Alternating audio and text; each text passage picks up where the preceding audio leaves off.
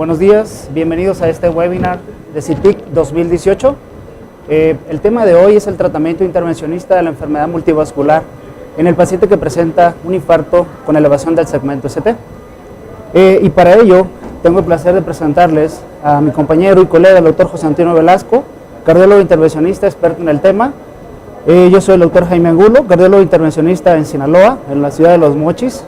Y bueno, el objetivo de hoy es compartir con nuestra audiencia acerca de cuál es el abordaje o la estrategia ideal en aquel paciente que se nos presenta con un infarto con elevación del segmento ST y tenemos que decidir si tratar solo la arteria culpable o bien tratar otros vasos que tengan lesiones significativas. Y bueno, muchas gracias por acompañarnos, José Antonio. No, al contrario, muchas gracias por la invitación.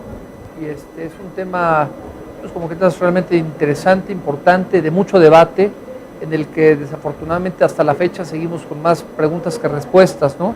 Así es. Porque es un tema en el que existe reportes, estudios, pero realmente no tenemos evidencia robusta que apoye una estrategia sobre la otra. Y desafortunadamente es un tema que vemos día a día, ¿no? Hasta 50% de los pacientes que metemos a sala con síndrome coronario agudo tienen enfermedad de al menos otro vaso. Exacto. Un poco para ponernos en contexto en esta patología tan específica, en este escenario tan específico, no sé si nos gustaría decir cuáles son los tipos de estrategia posibles ante esta situación en este paciente. Sí, nosotros normalmente cuando entramos a sala podemos encontrar diferentes escenarios, ¿no? Entramos y encontramos una sola lesión, que es lo que quisiéramos todos encontrar en algún momento, pero desafortunadamente, como comentaba, hasta la mitad de los casos tienen al menos otra lesión. Y ahí el dilema que tenemos y las alternativas o estrategias que existen son cuatro prácticamente. La primera es tratar únicamente la arteria responsable y no tratar las otras arterias.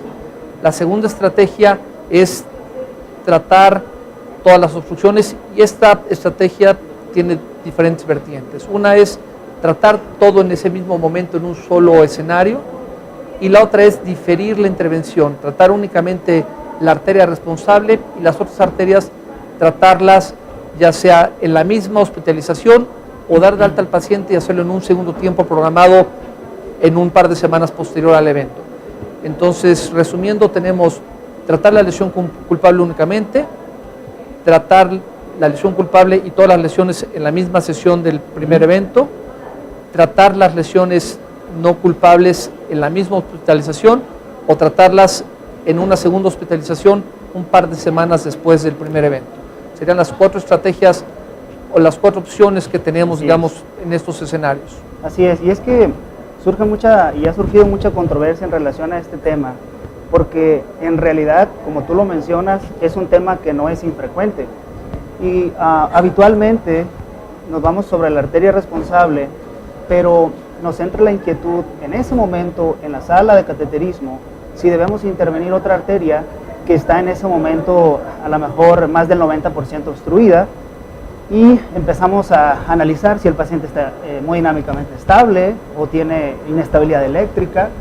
Y en relación a esto y a lo que vamos a decir está disponible o publicado en la evidencia científica, desde tu punto de vista, ¿cuál consideras que pueda ser la mejor estrategia? Sí, actualmente con la literatura que tenemos a la mano no existe un apoyo robusto hacia una estrategia en específica de estas cuatro.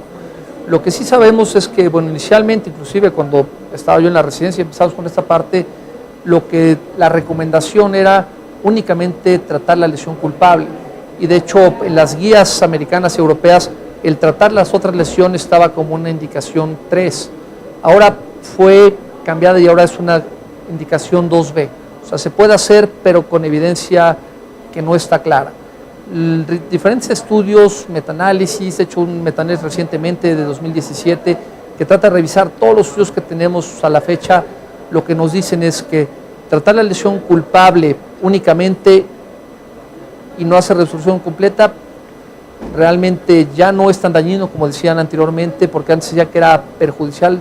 Hoy en día vemos que no, que por lo menos no existe más riesgo si tratamos todo en un mismo escenario o lo hacemos de la manera que ponemos en esas cuatro estrategias. Entonces, realmente, por lo menos no incrementa la mortalidad y no hay mayor daño. Eso ya lo tenemos claro hoy en día. Lo que tampoco está claro es cuál estrategia es mejor, si hacerlo en el mismo momento, hacerlo pausado o hacerlo separado. Claro. El beneficio real aparentemente va en relación a evitar intervenciones urgentes. Si tú lo haces al paciente en el mismo evento, en la misma hospitalización o un par de semanas después, lo que tú estás evitando a futuro son intervenciones urgentes, pero no impactas en mortalidad o en reinfarto. Aunque hay una tendencia hacia una disminución del reinfarto y mortalidad, pero estadísticamente no alcanzaron a ser significativas. Se piensa que si utilizas más pacientes o puntos finales un poquito más sólidos, sí se puede llegar a alcanzar esa diferencia, pero hasta la fecha, con los estudios que contamos, no tenemos esa solidez para poder decir, esta es la mejor estrategia para hacerlo. Claro, aunado a esa robustez en la evidencia, quizá también tenemos que tomar en cuenta el tiempo de radiación en el procedimiento inicial, la cantidad de contraste, el agotamiento del equipo intervencionista, que muchas veces eso limita el poder continuar tratando otros vasos, independientemente de la evidencia científica, y sucede no tan raro.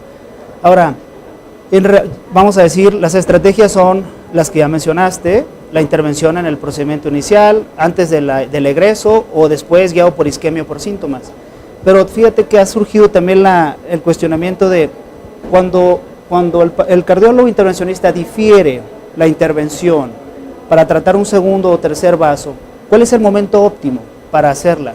Y en el TCT de 2017 se presentó un trabajo en relación a esto que probablemente no fue tan robusto, pero dio algo de luz en este sentido. Es un grupo de Canadá y presentó el trabajo y aleatorizaron a los pacientes a resolver todas las lesiones en el procedimiento inicial o bien diferirlo, y ellos encontraron un punto de corte en donde a partir de esa fecha se incrementa la tasa de eventos adversos.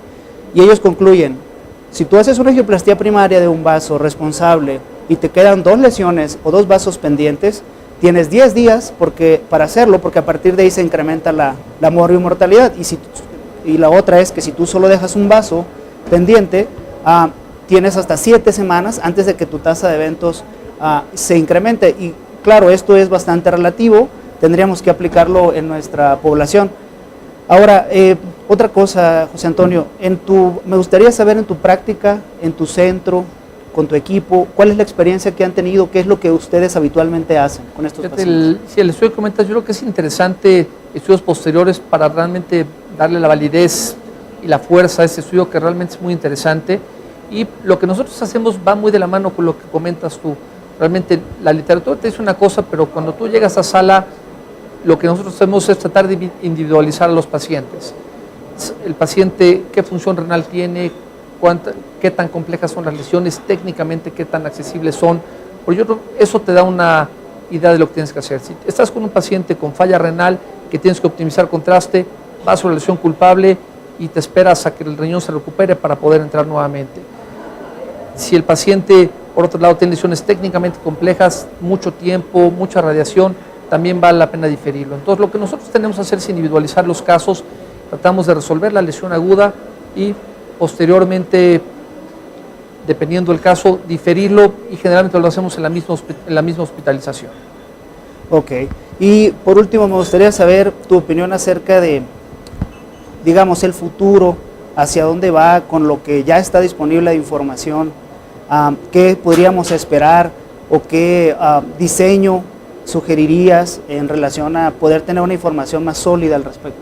Hay 2 estudios que vienen en camino, que uno es el estudio Complete y el otro es un estudio que se llama Recovery, que van enfocados a este abordaje, pero guiados con guías de presión o estudios fisiológicos. Entonces, de esa manera tú puedas definir qué hacer. Pero yo creo que la idea va a ser tratar la arteria en un paciente estable, la arteria culpable, diferir el estudio, hacer un abordaje pausado, guiado por fisiología y con más calma, para poder tener mejor resultado para el paciente. La anatomía, y a veces tenemos a sobreestimar las otras lesiones en el momento agudo. Yo creo que hacerlo en forma diferida va a ser la estrategia, pero necesitamos la evidencia que nos respalde todo esto. Claro. Bueno, pues agradezco al doctor José Antonio Velasco que haya tenido la amabilidad de acompañarnos en este webinar y por supuesto al respaldo y al apoyo que ha tenido CITIC en su edición 2018 para la realización de este webinar. Honestamente esperamos que haya sido de su utilidad, que lo puedan aplicar en su práctica cotidiana, en el intervencionismo. Y bueno, no me queda más que darte las gracias, José Antonio. Muchísimas gracias. Gracias a todos. Y gracias a CITIC.